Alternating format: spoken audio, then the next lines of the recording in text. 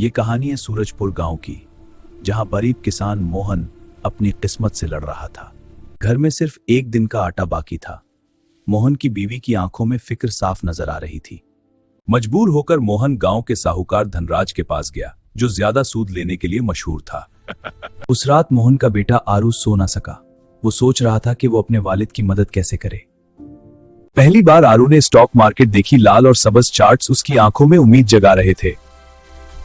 कामयाबी के 3 उसूल, डिसिप्लिन, सब्र और रिस्क मैनेजमेंट, यही उसके नए सफर की बुनियाद बने। लेकिन एक दिन लालच में आकर उसने बगैर तहकीक के सरमाया लगा दिया और नुकसान उठा। कुछ महीनों बाद उसकी मेहनत रंग लाई। उसका सरमाया कई गुना बढ़ चुका था। सबसे पहले उसने अपने वालिद का कर्ज चुकाया और अपने खानदान को परेशानी से आजाद किया।